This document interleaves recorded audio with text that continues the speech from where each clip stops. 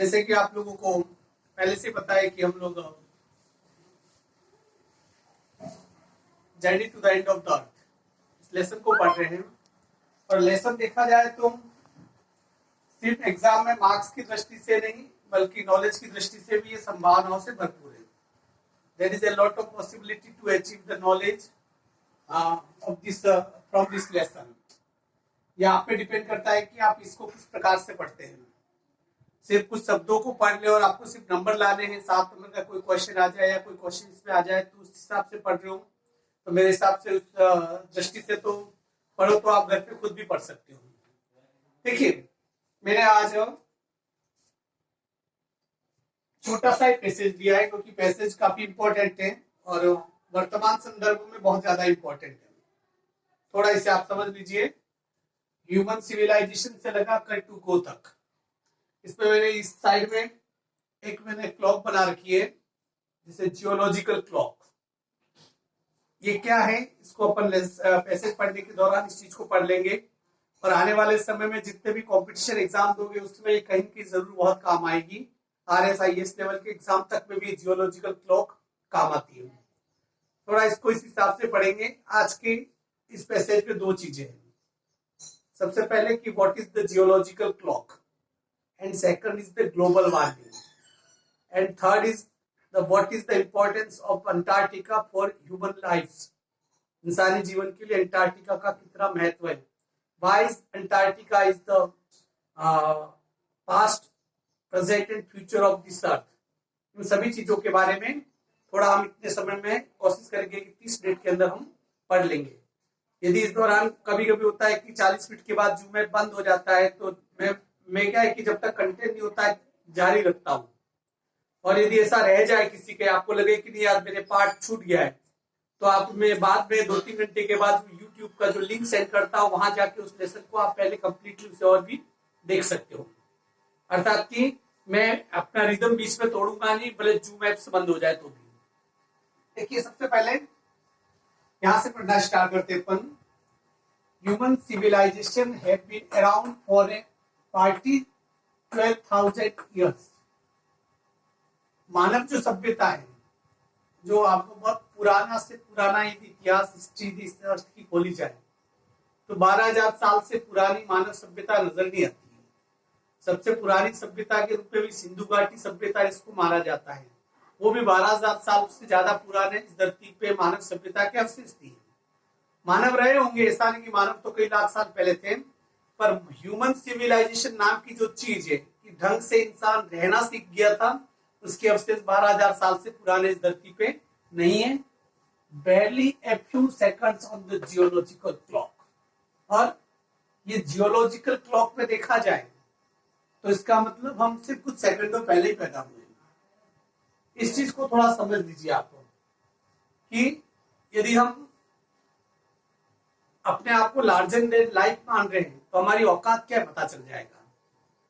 यदि हम इस पूरी धरती की उम्र आज तक जो धरती बनी है तब से लगाकर अब तक इस पूरी धरती को हम यदि 24 घंटों में डिवाइड कर ले, ये मैं आपको एक्सप्लेन कर रहा हूं ये जियोलॉजिकल क्लॉक क्या है। इस पूरी धरती को यदि हम 24 घंटों में यदि हम शो करें कि ये मानो की धरती बनी है तब से लगाकर आज तक 24 घंटे पूरे हो गए तो 24 घंटे में क्या क्या हुआ।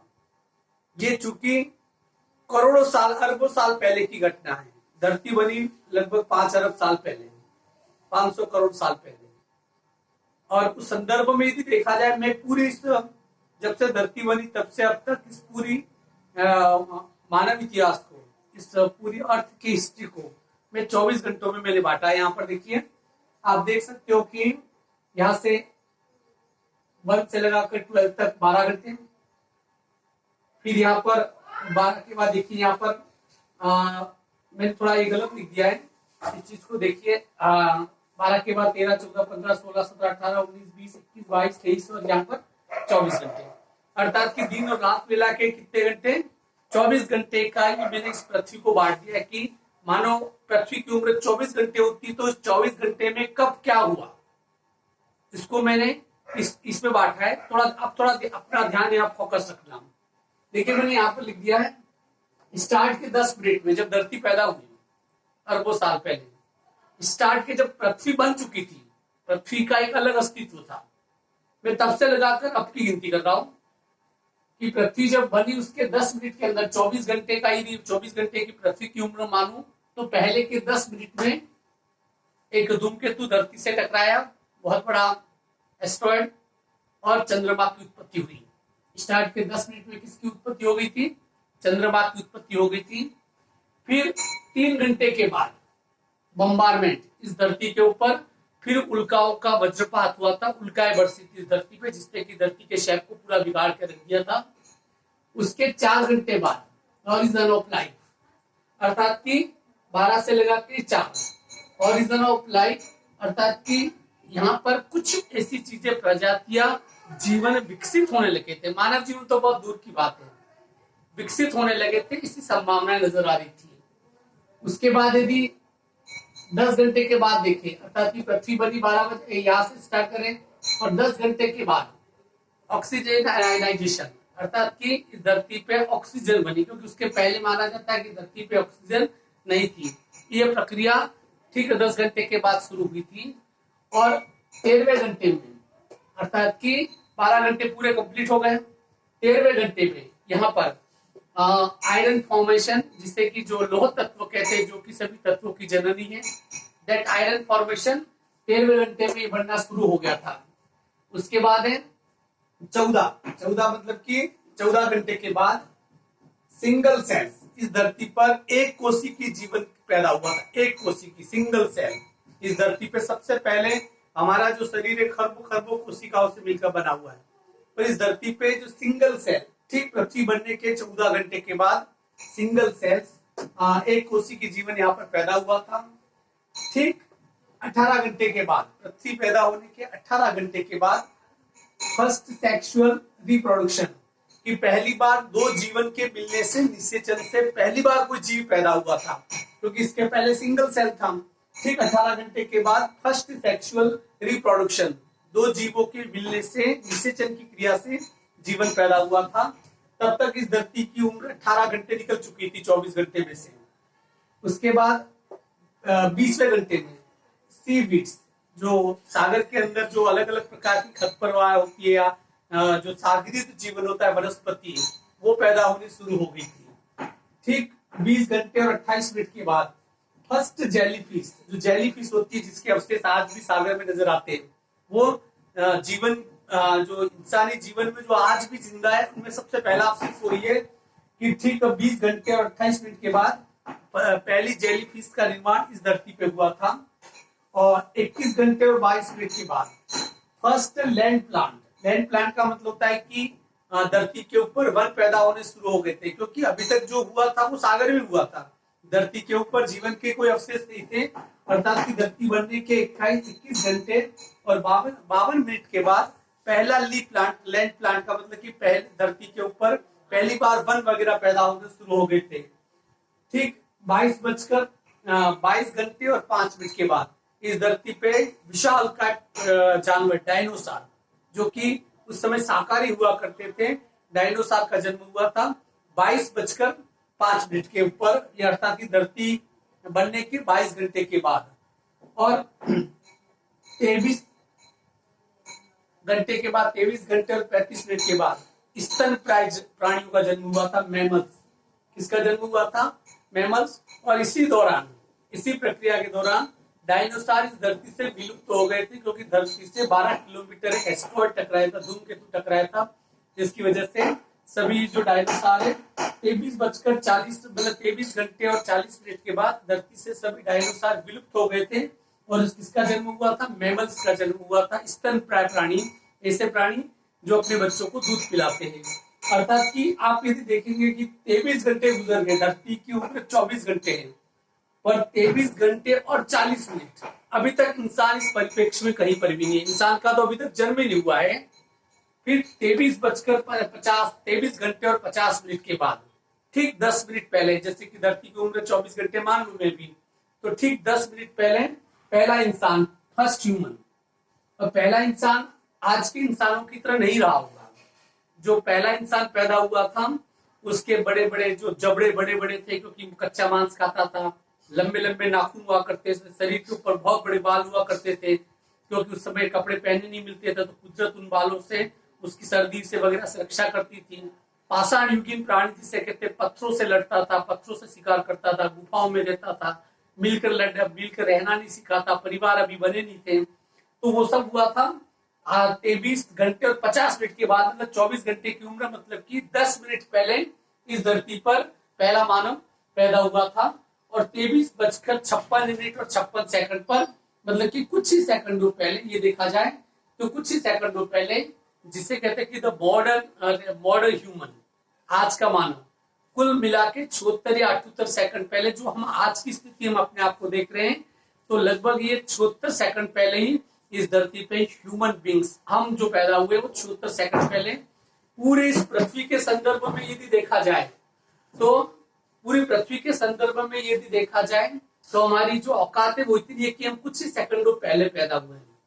हालांकि इस इंसानी जीवन के ये 74 सेकंड इस पूरी पृथ्वी पर जो 23 घंटे और 56 मिनट या 57-58 मिनट जो भी हुए हो, इस पूरे दौरान इंसान ने जितना कुछ नहीं किया, इस धरती का कबाड़ा हमने नहीं किया, किसी जीव ने नहीं किया।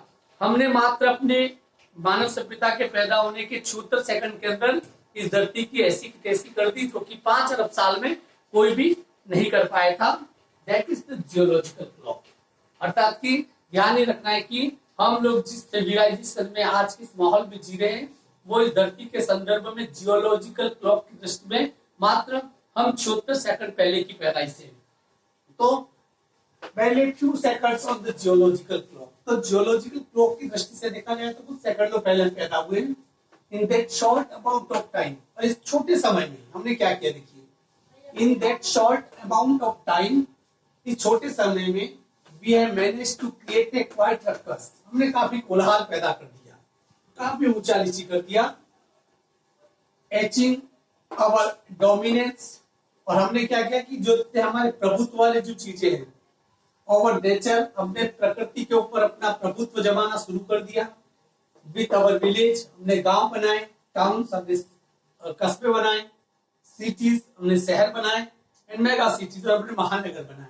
ये जो सब गांव, कस्बे, शहर, मेगा सिटीज, ये बनाने का काम हमने कुछ सेकंडों में किया है, मतलब 76 सेकंडों की पैदाइश से। ये The rapid increased human population has left us battling with other species for limited resources.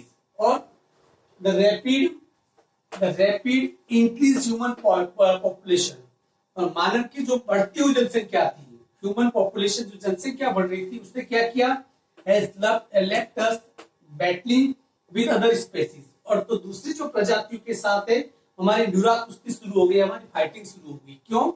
जीवन जीने के लिए फॉर लिमिटेड रिसोर्सेज, क्योंकि इस धरती के ऊपर संसाधन कम है, जीने के लिए साधन कम है, और इस धरती पे जीने वाले ज्यादा हैं। तो हमें अपने आप को बचाना है, तो हमने दूसरी प्रजातियों के साथ क्या कर दी, एक प्रकार से युद्ध लड़ाई शुरू कर दी। एंड द अनमिटिगेटेड का मतलब होता है कम न होने वाली, बर्निंग ऑफ फॉसिल फ्यूल्स।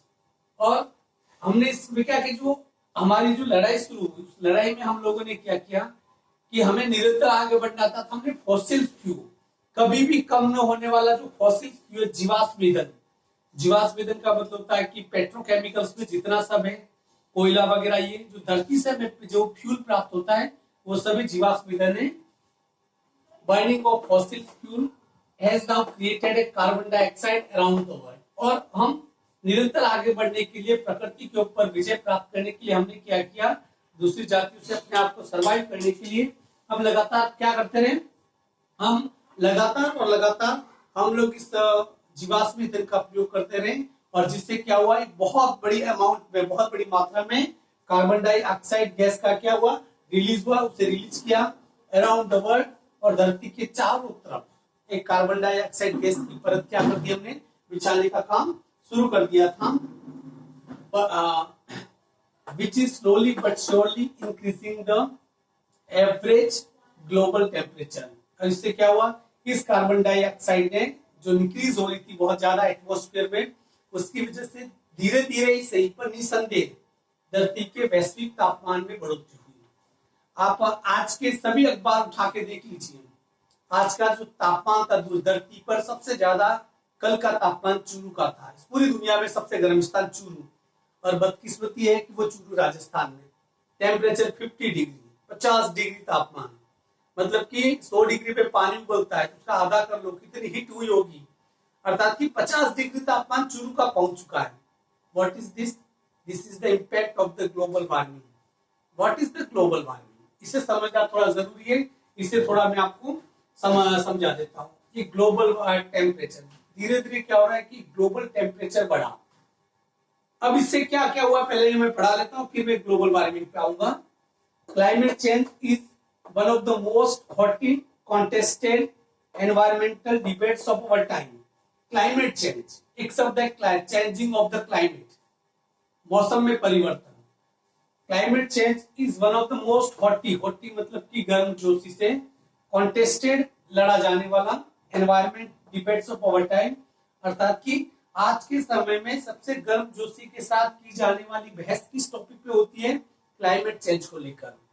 पर अफसोस इस बात का है कि हम उस क्लाइमेट चेंज के ऊपर अभी भी अटके हुए सिर्फ डिबेट कर रहे हैं। जो करना चाहिए था वो हम नहीं कर रहे हैं, क्योंकि यदि हम ऐसा नहीं करेंगे तो विरासत में जो हमें धरती मिली है, हम आने वाली जनरेशन के लिए वो पृथ्वी, वो अर्थ हम छोड़ के नहीं जाएंगे, हम सब कुछ यहाँ से नष्ट करके चले जाएंगे।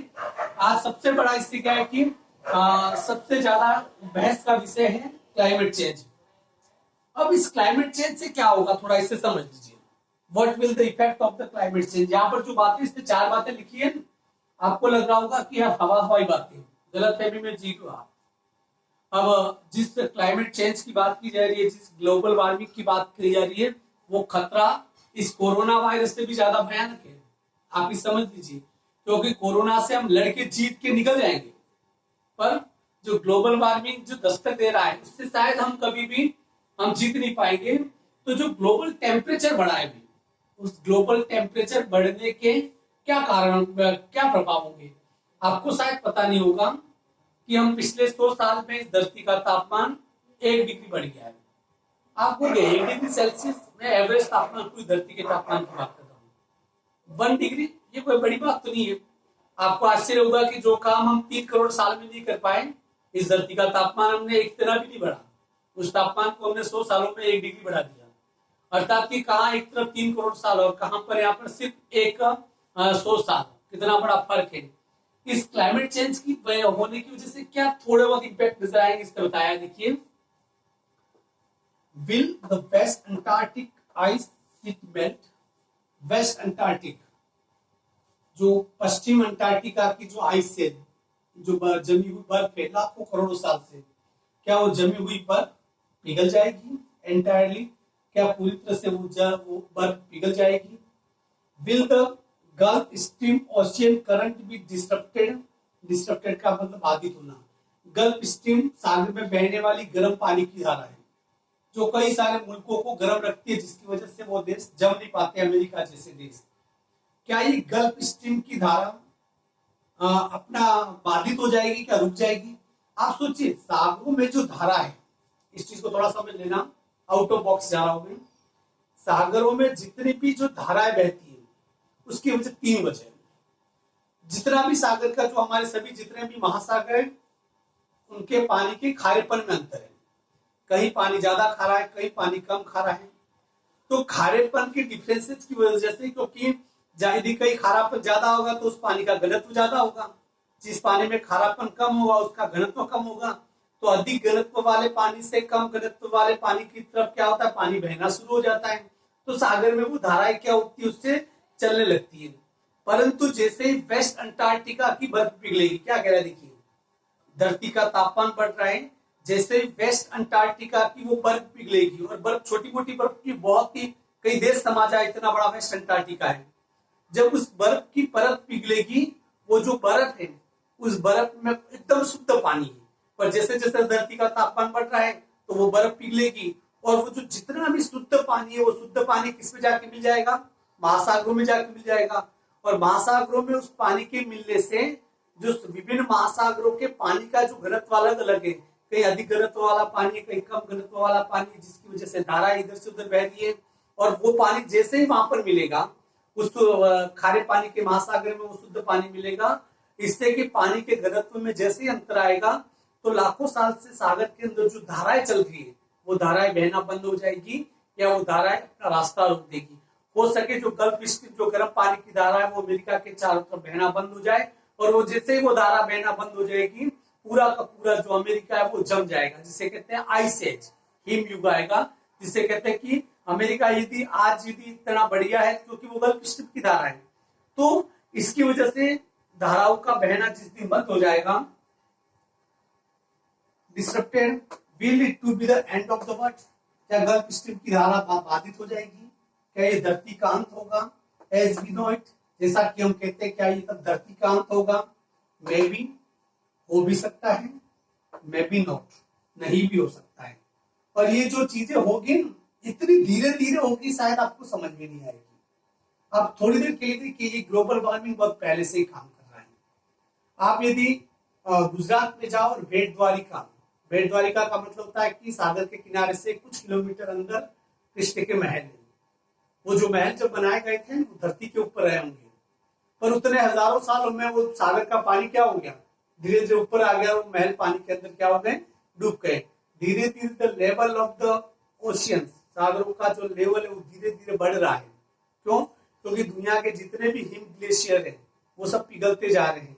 अंटार्कटिका की बर्फ पिघल रही है। हिमालय आपने देखा होगा कि गंगोत्री गंगा जहां से निकलती थी वहां से 150 किलोमीटर आगे चली गई, मतलब कि वो पूरे पूरे बड़े हिम ग्लेशियर थे वो पूरे पिघल गए। और ये जब पिघलेंगे तो उसका पानी महासागरों में आएगा और महासागरों का लेवल क्या हो जाएगा, ऊपर हो जाएगा। तो क्या इससे दुनिया खत्म हो जाएगी? हो सकता है, नहीं भी। Either way, Antarctica is a crucial element in this debate. और इस पूरी बहस का अंटार्कटिका एक बहुत नाजुक, उस डिबेट में अंटार्कटिका एक बड़ा नाजुक पॉइंट होता है, क्रूशियल पॉइंट होता है। वो डिबेट का कारण क्या है? Not just because it's the only place which has never sustained a human population, इसलिए इसका महत्व नहीं अंटार्कटिका का उस बहस में कि वहां पर अंटार्कटिका में कभी भी किसी भी प्रकार की इंसानी जनसंख्या पोषित नहीं रही है, मतलब इंसानी जनसंख्या अंटार्कटिका में रही नहीं है। Therefore remains relatively का मतलब तुलनात्मक रूप से, therefore remains relatively pristine in this respect। और इस मामले में भी नहीं कि जो अंटार्कटिका है हर प्रकार से तुलनात्मक रूप से सबसे अछूता रहा, इस धरती से अछूता रहा है। बट मोर, अंटार्कटिका का महत्व इसलिए नहीं क्योंकि वो इन सारी चीजों से अछूता रहा, उसका महत्व इसलिए है, बाद में आते वो लोग डिस्टर्ब करते हैं।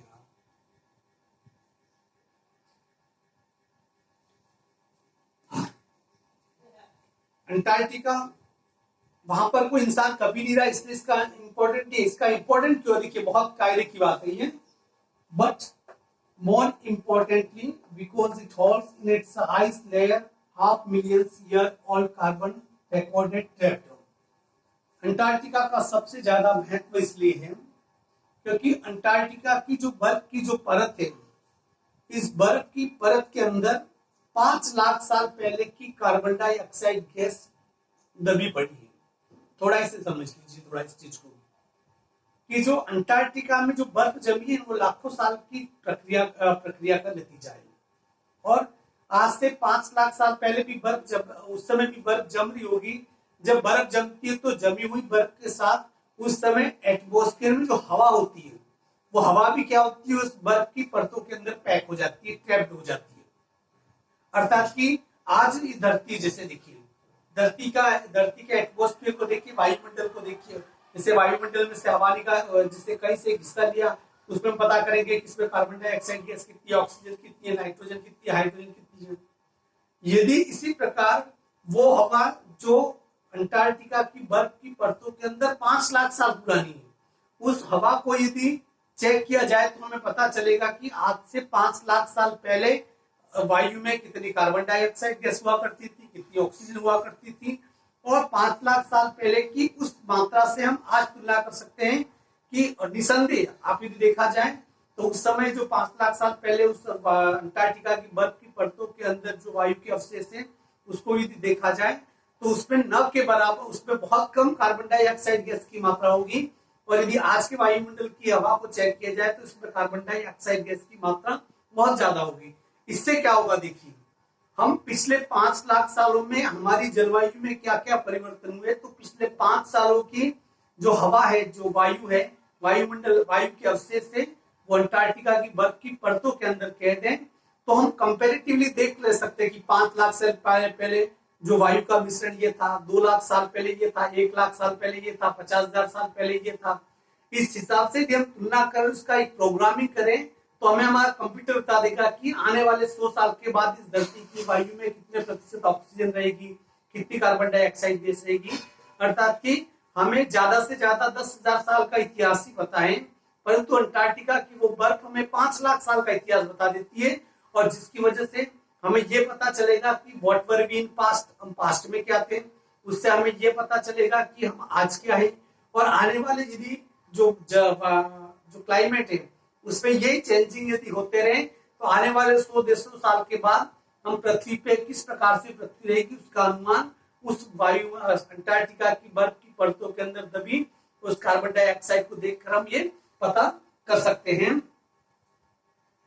Ice layer of millions or carbon dioxide recorded trapped in its layer of ice. If we want to study and examine the Earth's past, यदि हम धरती के अतीत के बारे में अध्ययन करना चाहे, गुजरे हुए कल के बारे में अध्ययन करना चाहे, प्रेजेंट उसके आज के बारे में अध्ययन करना चाहे, एंड फ्यूचर इस धरती के फ्यूचर के बारे में, भविष्य के बारे में अध्ययन करना चाहे, तो Antarctica is the place to go. तो इस धरती पर एकमात्र जगह ऐसी है जहां पर, जो कि अंटार्कटिका, जिसके बारे में कहा जा सकता है कि अंटार्कटिका एकमात्र वो जगह है। अभी आपने देखिए, मैं आपको बता दूं कि कुछ समय पहले ही हमने एक अभियान चलाया था, चंद्रयान अभियान, और हमारी थी कि हम उस चंद्रमा के साउथ पोल पे, जहां आज तक कभी कोई इंसान नहीं गया, उसकी खोज करनी है। अब पूरे वैज्ञानिक साउथ पोल चंद्रमा का कभी दिखता ही नहीं, हमें साउथ पोल में इंटरेस्ट क्या है आपको बता दूं, क्योंकि साउथ पोल वो भाग है जो धरती सूर्य के हमेशा विपरीत रहा है, जहां पर करोड़ों साल से सूर्य की किरणें दिखी। क्योंकि चंद्रमा धरती का हिस्सा अलग हुआ है, आपको पता है, तो कम से कम करोड़ों साल पहले जब चंद्रमा धरती से अलग हुआ था, अलग होने के बाद वो हमसे काफी दूर हो गया, तो उसके साउथ पोल में जहां सूर्य की किरणें कभी नहीं पहुंची, तो वह साउथ पोल में बहुत बड़े बड़े क्रेटर बने हुए, खड्डे बने हुए। वैज्ञानिकों का ये मानना है कि उन खड्डों में आज भी बर्फ जमी हुई है। यदि हम उस बर्फ का अध्ययन कर ले तो हमें ये पता चल जाएगा कि आज से 5-10 करोड़ साल पहले, जो अपने जियोलॉजिकल क्लॉक में देखा, तो 5-10 करोड़ साल पहले इस धरती का एनवायरमेंट कैसा रहा होगा, उस बर्फ को देखकर हम पता कर सकते हैं। इसलिए हमें चंद्रमा की साउथ पोल की क्रेटर की उस बर्फ पे ज्यादा इंटरेस्ट है। तो कहने का मतलब ये है कि धरती के आज को जानना है तो हमें उसके गुजरे हुए कल को जानना पड़ेगा, और हमें यदि आने वाले कल का यदि अंदाजा लगाना है तो आज में रहकर हमें उस बीते हुए कल को अच्छी तरीके से जानना होगा। तो आज हमने जो पढ़ा, सबसे पहले ग्लोबल वार्मिंग, जियोलॉजिकल क्लॉक। दूसरे नंबर पे हमने पढ़ा था कि how is the Antarctica is the crucial point of this debate. Antarctica, why Antarctica is the place where we can know the future, past, present and future, कि हम कैसे पता कर सकते हैं कि अंटार्कटिका हमारा गुजरा हुआ कल था, अपना आज और आने वाला कल भी रहेगा। इस पूरे बीच में एक टॉपिक छूट गया, ग्लोबल वार्मिंग। एक शब्द है ग्लोबल वार्मिंग, मैंने उसका आपको वीडियो भी भेजा था। वीडियो बहुत ही सिंपल लैंग्वेज में आपको बता दूं what is the global warming. सर्दियों के दिनों में आप सोते हो तो रजाई डाल के सोते हो। आपको क्या लगता है रजाई में गर्मी होती है? नहीं। रजाई यदि अलग से कहीं पड़ी हुई है तो उसको हाथ लगाए तो रजाई ठंडी लगती है, और उससे हमें ओढ़ने के बाद वो हमें गर्म लगती है। जैसे हम उसे ओढ़ते हैं तो रजाई सिर्फ एक काम करती है कि हमारे शरीर की जो गर्मी को रजाई बाहर नहीं निकलने देती है, इसलिए रजाई के अंदर का भाग गर्म हो जाता है।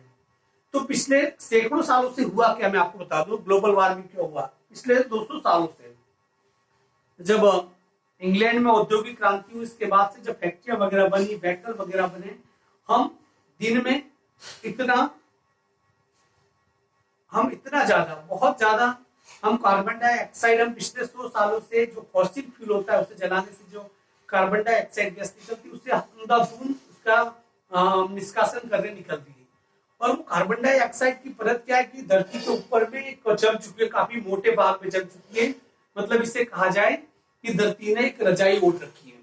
अब होता क्या है कि सूर्य की किरणें तो जितनी आ रही उतनी धरती पे आ रही है, वो सूर्य की किरणें उस जो कार्बन डाइऑक्साइड की मोटी परत को पार करके वो धरती तक आ जाती है।